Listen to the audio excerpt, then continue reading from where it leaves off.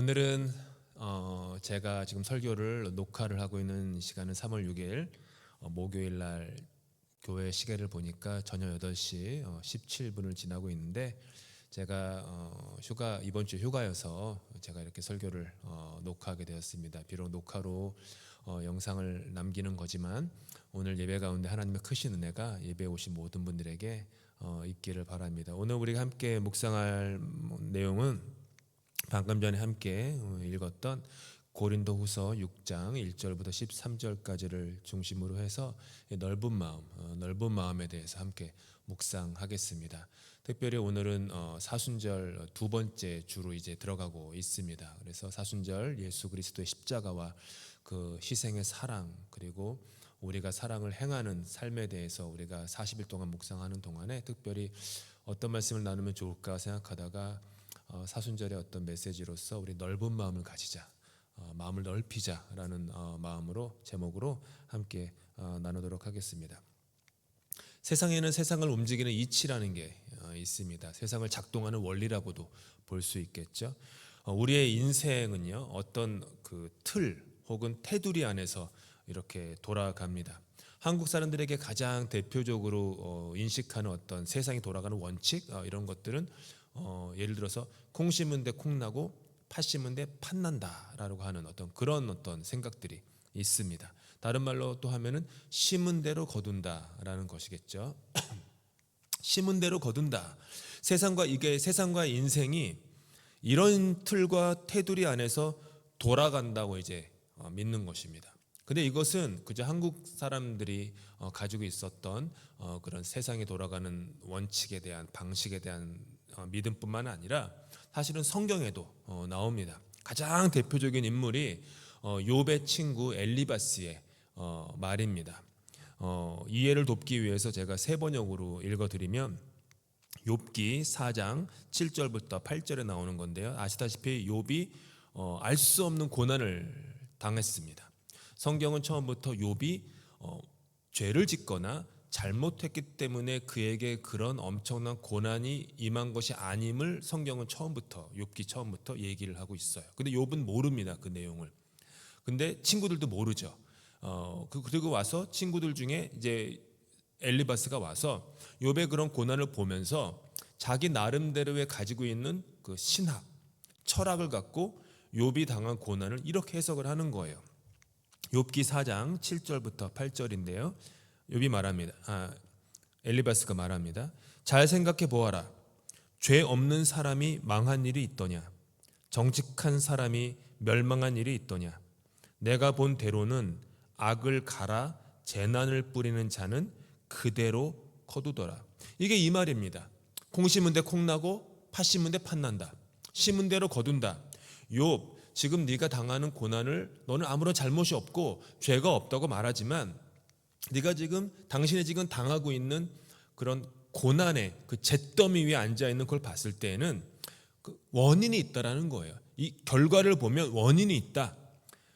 망하는 데에는 죄라고 하는 원인이 있는 것이다. 심은 대로 거둔다라고 하는 얘기를 하는 거죠. 무척 아픈 말을 지금 엘리바스가 친구인데도 불구하고요, 욥한테 아주 아픈 말로 욥을 찌르고 있는 겁니다. 상처가 난 데에 소금을 뿌리는 격이죠. 근데 이렇게 인생을 생각하는 경우들이 사실 우리도 있습니다. 이렇게 인생이 돌아가는 것처럼 세상의 이치가 그렇다라고 얘기하죠. 인풋에 따른 아웃풋이 있다. 집어넣은 게 있으면 나오는 결과가 있다라고 하는 것이죠. 내가 집어넣은 것이 좋으면 좋은 것이 나오고, 내가 집어넣은 것이 나쁘면 나쁜 것이 나온다. 좋은 것을 심으면 좋은 것으로, 나쁜 것을 심으면 나쁜 것으로 나온다고 하는 거죠. 노력을 그만큼 하면 보상을 받는다라고 하는 것입니다. 성공한 인생을 보면은 성공한 인생에는 그만큼 들어간 것이 많다라는 거예요. 노력한 것이 많고. 하지만 실패한 데에는 다 그만한 원인과 이유가 있다라고 하는 것이죠. 이런 믿음과 이런 철학, 이런 신학을 갖고 또한 살아간다면 그 인생의 주제는 다음과 같이 정리할 수 있습니다. 내 인생의 결과는 내가 만들어낸다. 내 인생의 결과는, 열매는 내가 만들어낸다. 내가 콩을 심으면 콩이, 팥을 심으면 팥이 그렇게 내가 내 인생을 결정한다라고 하는 인생관 혹은 신관이라고 할 수 있습니다.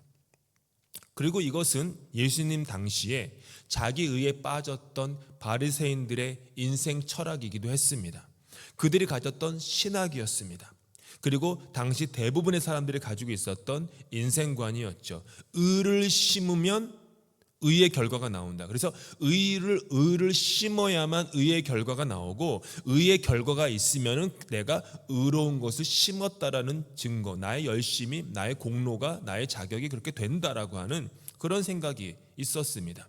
어떤 사람의 인생에 원치 않는 재앙과 재난이 닥치면 안 됐다고 생각하면서도 다 마음으로 그들은 생각했던 거예요. 그가 그동안 심은 것들이 그런 것들이었기 때문에 지금 그 결과를, 그 성적표를 고스란히 받고 있다라고 하는 생각이겠죠. 나라와 민족의 운명도 심은 대로 거둔다라고 생각했습니다. 그들은 자신의 삶도 타인의 삶도 세상도 다 이런 식으로 해석했습니다. 엘리바스의 그런 생각도 똑같은 것이죠. 그리고 그 생각들은 어쩌면 지금도 우리 안에 우리 밑바닥에 굳건히 자리 잡고 있는 그런 생각인지도 모릅니다. 그런데 오늘 읽은 성경을 자세히 보면 이런 인생이 세상이 이렇게 돌아가고 있다라고 하는 것과는 전혀 다른, 아니 정반대의 이야기를 우리에게 전달해주고 있습니다. 들어간 것과 나온 것이 다르다라는 얘기를 하는 거예요. 들어간 거는 이거였는데 나오는 거는 저것이다. 환난과 궁핍과 매맞음과 갇힘과 난동과 수고로움과 자지 못함과 먹지 못함이 인생에 들어왔습니다. 그러면 들어온 그것에 따른 결과물들이 나와야 돼요. 그런데 이상하게도 바울 사도가 고백하는 것은, 나가는 것은 깨끗함과 지식과 오래 참음과 자비함과 성령의 감화와 거짓이 없는 사랑과 진리의 말씀과 하나님의 능력이라고 말하는 거예요. 계속 이어서 말씀하십니다. 무명함이 인생에 들어왔다. 그런데 나오는 것은 유명합니다. 죽음이 그대들의 인생에 들어왔지만 그대들의 인생에서 나오는 것은 오히려 생명이다. 징계가 그들의 삶에 들어와서 그대들을 아프게 했지만 오히려 그대들의 삶에서 나오는 열매는 죽임당하지 않는 견고함이다. 근심이 들어왔지만 항상 기뻐함이 나오고, 가난이 들어왔지만 많은 일을 부욕해함이 나오고, 아무것도 없음이 들어왔지만 모든 것을 가진 새로운 존재, 새로운 인간, 새로운 그런 사람이 나왔다라고 하는 얘기죠. 세상은 심은 대로 거두는 틀과 테두리 안에서 움직이는지도 모릅니다. 하지만 사랑하는 성도 여러분, 하나님의 나라는 그런 식으로 작동하지가 않습니다. 심은 대로 거두어서 하나님 앞에서 의로움을 얻고 구원을 얻을 수 있는 사람은 아무도 없습니다. 하나님의 나라는요, 그런 이치로 돌아가지 않습니다. 왠지 아십니까? 하나님의 나라는 하나님의 성품이 다스리시는 곳이에요. 그래서 그래요. 근데 하나님의 성품이 무엇입니까? 하나님의 성품은 은혜입니다. 그게 하나님의 성품이에요. 그래서 하나님의 나라는 은혜가 다스리시는 곳이에요. 은혜라는 이치가, 은혜라는 방식이 작동을 하는 곳이 하나님의 나라입니다. 세상은 언제나 내가 먼저입니다. 내가 나의 열심으로 내가 원하는 결과를 얻기 위해 무언가를 심습니다. 그런데 하나님의 나라에서는 내 열심이 아니라 하나님의 열심이 그 일을 이루는 것이고, 내가 먼저 나서서 무언가를 시작한 것이 아니라 하나님이 먼저 시작하신 그 일을 하나님이 이루신다는 것, 그것이 하나님 나라의 원칙이요 원리입니다. 하나님의 열심, 하나님이 먼저. 우리가 지난 마지막 수요일 성경 공부 때 Journey Through the Bible 공부할 때 요한 1서, 2서, 3서를 공부했었습니다. 그 요한 1서에 요한 사도가 이런 말을 합니다. 요한 1서 4장 19절인데요.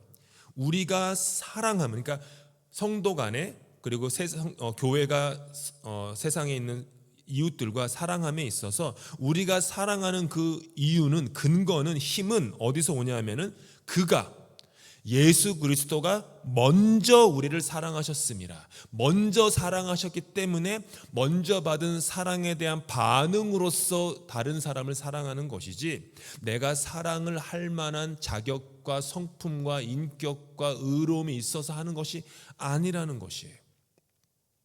이것이 가장 잘 또 드러난 곳이 바로 처음 믿음이 시작되었던, 하나님을 향한 하나님은 유일한 분이다라고, 유일하신 하나님이라고 고백했던 그 아브라함의 인생에 아주 잘 드러납니다.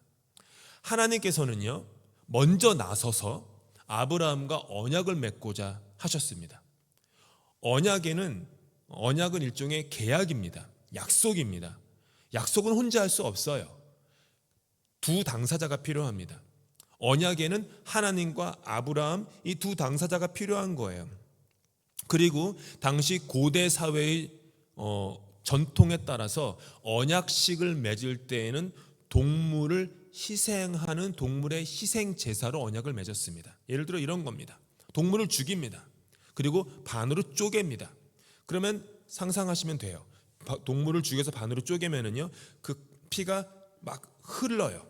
그러면서 피가 흐르는 그 벌건 길을, 붉은 길을 이렇게 서로 지나는 겁니다. 무슨 뜻일까요? 어느 한쪽이라도 지금의 언약, 계약, 약속을 어기면 이 동물처럼 된다라고 하는 매우 엄숙한 언약식이었습니다. 그런데 이런 경우가 있었어요. 강한 나라가 약한 나라를 정복한 거예요.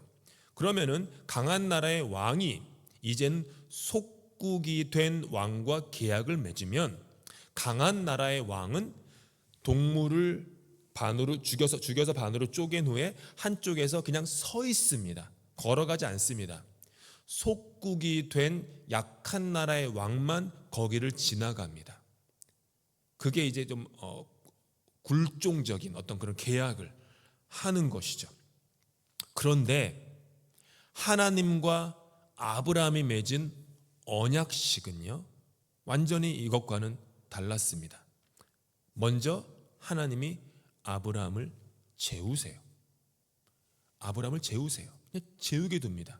그 모든 언약식을 하나님이 다 하세요. 그러니까 아브라함은 그냥 동물을 잡아서 죽이고 반으로 쪼갰어요. 거기까지가 아브라함이 한 일이고, 그 다음에는 지나가야 되는데 아브라함을 재우십니다. 즉 아브라함의 공로나 자격이나 의로움으로 맺는 언약이 아니라는 거예요. 시작부터. 그리고 쪼개진 제사 동물 사이를 불이 지나갔다라고 얘기합니다. 성경은 언제나 불을 하나님의 임재로 상징합니다. 즉 동물이 쪼개진 그 사이를 아브라함이 아니라 하나님이 지나가셨다라는 거예요. 이것이 하나님이 아브라함과 맺은 언약이셨습니다. 하나님이 먼저 하신 것이고, 하나님의 열심히 하신 것이고, 하나님이 그 언약을 시작하셨을 뿐만 아니라 유지하고 완성하신다라는 것이죠. 근데 가만히 보면 하나님의 부르심 전부가 그랬습니다. 성경을 가만히 보십시오. 하나같이 하나님이 부르신 사람들의 이야기가 다 그런 이야기들입니다. 모세나 다니엘이나 바울도요, 그들이 먼저 하나님을 찾은 것이 아닙니다. 그들이 그럴 만한 교육을 받거나 신앙적인 훈련을 받았거나 기도를 많이 했거나 어떤 의로운 삶을 많이 살아가지고 그런 어떤 하나님께 인정받을 만한 그런 어떤 공덕을 쌓았거나 그런 것이 아무것도 없었습니다. 오히려 반대였어요. 근데 하나님이 그들에게 찾아가신 것입니다. 그들이 한 것은 단 하나, 하나님이 부르셨을 때 네라고 반응한 것, 그것뿐이었습니다. 하나님의 성품이 이렇게 다릅니다. 그래서 하나님 나라가 돌아가는 방식도 다릅니다. 죄로 물든 내 인생의 현실이지만 그것이 하나님의 마음 안에 들어갔다 나오면 세상의 것과는 다른 것으로 변하는 거예요. 죄인인 내가 그분 마음에 들어갔다 나오면 의인이 됩니다. 창녀인 내가 그분 마음 안에 들어갔다 나오면 순결한 신부로 변하는 거예요. 고아였던 내가, 부모도 없이 아비도 없던 내가 하나님 마음에 들어갔다 나오면 나는 하나님의 존귀한 자녀가 되는 거예요. 거절받고 외면받는 내가 하나님의 마음에 들어가다 나오면은요 용납이 되는 거예요. 저주받는 내가 그분 안에 들어갔다 나오면은요 축복이 되는 것입니다. 원수였던 내가 그분 안에 들어갔다 나오면은요 연인이 되는 거예요. 하나님 마음에 들어가는 것과 그분 마음에서 나오는 것이요 이렇게 극과 극으로 다릅니다. 왜죠? 하나님은 은혜의 하나님이기 때문입니다. 그게 하나님의 성품이에요. 이건 그냥 개념이나 이론이 아니라 우리의 삶을 움직이는 실제적 힘입니다. 사순절을 보내고 있습니다. 사순절 보내면서 우리는 그 어느 때보다 더욱더 마음을 집중해서 우리 지난 두 번의 주일 예수님의 발치에 앉아 있었던 그 마리아처럼 예수님의 십자가를 집중합니다. 더 십자가를 바라보며 십자가에서 들리는 음성에 귀를 기울이는 시간입니다. 십자가는 하나님 은혜의 결정판입니다. 하나님의 성품이 다 드러난 거예요. 죽음이 들어갈 수밖에 없는 죄로 물든 내 인생의 현실이지만 십자가를 지나서 나오는 것은 이전에는 없었던 새로운 생명, 부활의 새 생명입니다. 그래서 십자가 앞에서 우리의 마음은 부서지고 깨어집니다. 내가 이럴 만한 자격이 있어서 하나님으로부터 의인이 되고 순결한 신부가 되고 용납이 되고 자녀가 되고 인정이 되고 축복이 되는 그런 내가 자격을 얻었다라는 것을 말할 수 없습니다. 그 누구보다 내가 압니다. 바울 사도처럼 내가 죄인 중에 괴수다, 내가 죄인 중에 괴수다라는 것을 내가 아는데 그런 나조차도 하나님께서 십자가를 내가 그냥 지나가기만 했을 뿐인데 나를 다 받아주시고 사랑하시고 용서하신 그 은혜 앞에서 나는 부서지고 깨어지고 무너질 수밖에 없는 것이죠. 그 후에 신앙 여정을 살면서도 내가 하나님께 그리고 그분의 나라에 넣은 나의 열심과 노력과 헌신과 땀은 보잘것 없는데 하나님 마음에서 나를 향해 흘러들어오는 그 은혜의 강물은 쓰나미처럼 풍성하니 내 마음은 상한 심령이 될 수밖에 없는 것입니다. 그렇지 않겠습니까? 이 큰 은혜를 받았는데 내가 자격이 없는데, 내가 공로가 없는데, 내가 한 게 아닌데 그러면 얼마나 몸둘 바를 모르겠습니까? 그런 마음이 있지 않겠습니까? 내가 무익한 종인데, 내가 연약한 사람인데 이렇게 큰 은혜를 주시네. 그 감격, 그 감사, 그거로 인생을 살아갑니다. 이것을 오늘 사도 바울께서는 우리가 함께 읽은 본문에서 뭐라고 얘기합니까? 넓은 마음이라고 얘기해요. 그 마음으로 살아가. 은혜를 알고 살아가는 마음이 넓은 마음이에요. 오늘 11절, 13절에 이렇게 말씀하세요. 고린도인들이여, 너희를 향하여 우리의 입이 열리고 우리의 마음이 넓어졌으니 너희가 우리 안에서 좁아진 것이 아니라 오직 너희 심정에서 좁아진 것이니라. 내가 자녀에게 말하듯 하노니 보답하는 것으로 너희도 마음을 뭐라고요? 넓히라. 너희도 마음을 넓히라. 너희도 마음을 넓히라. 바울이 사울이었을 때 그의 마음은 아주 좁았습니다. 인간이 만든 틀과 테두리가 있었어요.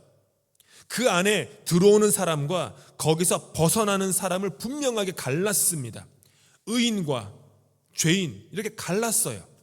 선택받은 사람들과 선택받지 못한 사람들 갈랐습니다. 이 안에 들어오면 축복이 있는 것이고 밖에는 저주가 있는 것이었습니다. 이 안에는 의가 있는 것이고 밖에는 정죄밖에 없다고 이렇게 살았어요. 그런데 예수 그리스도의 십자가 은혜를 경험하게 되자 그가 변했습니다. 그런데 사랑하는 성도 여러분, 그의 변화는요, 어떤 변화였습니까? 마음이 넓어지는 거였어요. 그게 바울의 변화였습니다. 이게 초대교회 사도들의 변화였습니다. 베드로나 야고보나 요한이나 마태나 그 모든 사람들의 변화는요, 마음이 넓어지는 것이었습니다. 그게 변화였어요. 내가 내 인생의 결과를 만드는 것이 아니라 하나님 은혜의 요체인 예수 그리스도의 십자가와 부활이 내 인생을 만드는 것임을 받아들였기 때문에 마음이 넓어지는 겁니다. 그러면서 벌어지는 일이 두 가지예요. 내 마음이 넓어지니 이제 내 자신을 온전히 품을 수 있게 되었습니다. 나를 사랑할 수 있게 된 거예요. 그리스도인들을 향해 살기가 등등하여 다메섹으로 가던 바울은요, 환상 속에 자신에게 찾아온 예수님을 만났을 때 예수님의 음성을 들어요. 예수님이 바울을 보고 이렇게 말씀하세요. 가시채를 뒷발질하기가 네게 심히 고생이구나. 그러니까 예수님이 바울을 보면서 안타까우셨던 거예요. 네 인생이 고생이다. 근데 네 인생이 고생인 이유는 너가 너 스스로를 사랑하지 않고 계속해서 가시채를 뒷발질하니까 뒷발질할수록 고생이다. 바울은 율법의 가시로 자기를 찔렀습니다. 의롭게 살아도요, 부족한 거예요. 99가지의 의로움을 행했다고 하더라도 나머지 하나를 아직도 이루지 못했기 때문에 늘 내 잔이 부족하나이다 라고 살았던 거예요. 좁디 좁은 마음의 가시로 자기 자신을 찌르면서 힘겨운 인생을 살았습니다.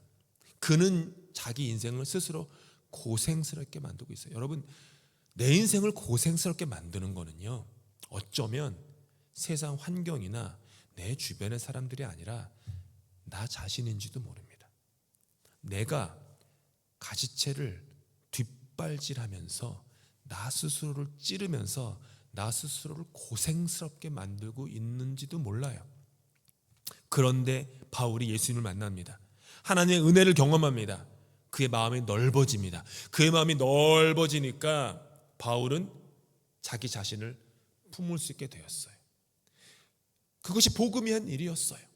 이 복음으로 마음이 넓어지고 나니까 이제 그 넓은 마음으로요, 다른 사람들도 품을 수 있었어요. 예전에는요, 자기와 비슷한 사람들, 동료들만 그냥 가까이 하고 인정했는데 이제는 다른 사람들을 품을 수 있게 되었어요. 어느 정도였냐 하면 이방인도 유대인도 품고 남자나 여자나 노예나 자유인이나 부자나 빈자나 넓어진 마음을 가진 바울은요, 그들을 다 품을 수 있는 넓은 사람이 됐습니다.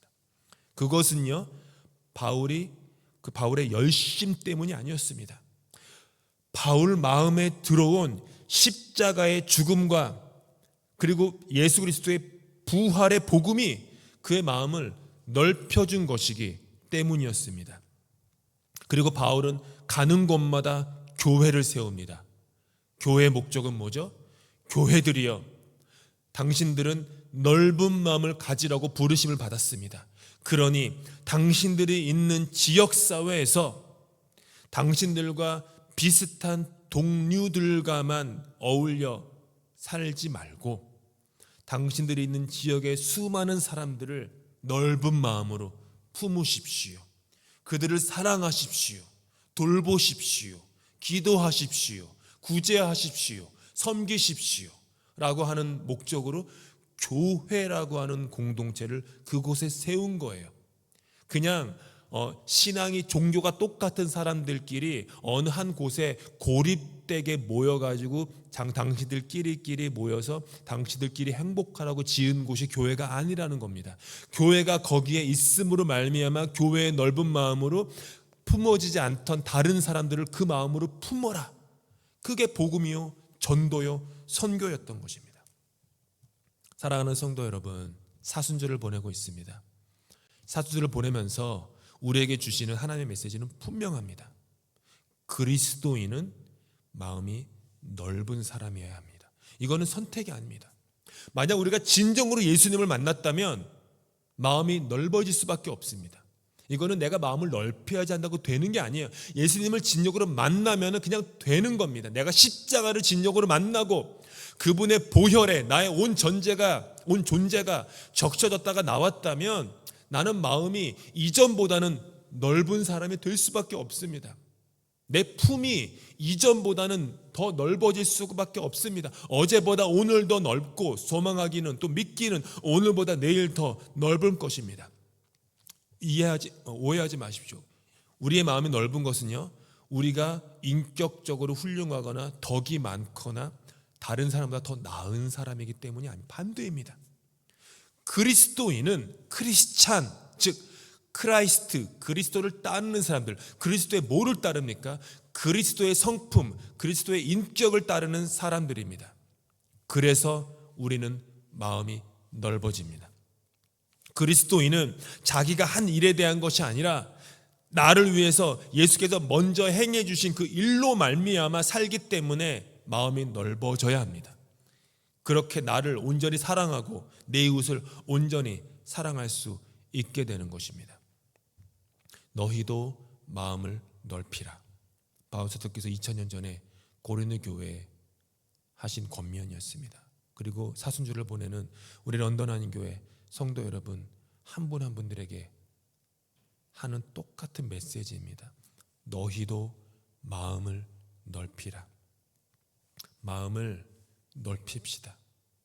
우리의 힘으로 되지 않습니다. 내가 내 스스로 수양을 많이 한다고 마음이 넓혀지는 거 아닙니다.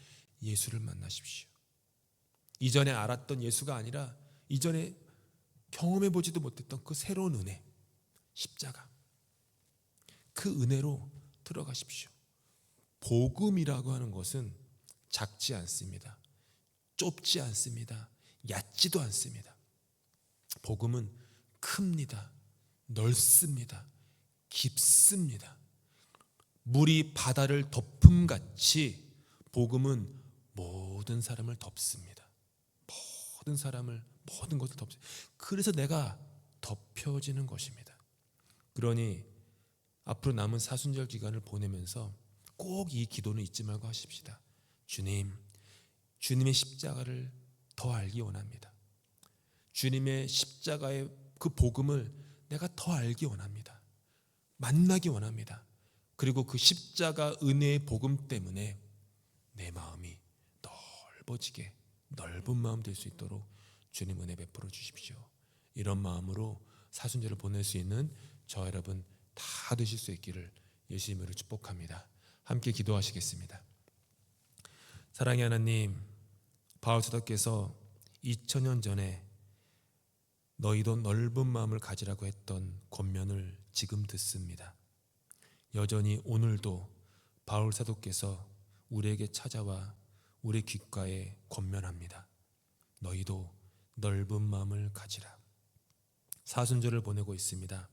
이 사순절 보내면서 예수 십자가의 그 사랑을, 그 희생을 다시 한번 만날 수 있기를 소망합니다. 나 때문에, 나의 공로와 나의 자격 때문에 넓어지는 마음이 아니라 예수의 십자가를 만나고 예수의 은혜를 만나고 하나님의 한량없는 용서를 만남으로 말미암아 내 마음이 넓어지게 하여 주시옵소서. 그래서 부족한 나를 그 넓은 마음에 품고 이웃을 늘 사랑할 수 있는 그런 우리 되게 도와주시고, 아무쪼록 우리 런던 한인교회가 넓은 마음을 가진 교회가 되어서 우리가 있는 이 지역사회의 수많은 영혼들을 품을 수 있는 넓은 마음, 넓은 그릇 될 수 있도록 우리를 축복하여 주시옵소서. 예수 그리스도 이름으로 기도합니다. 아멘.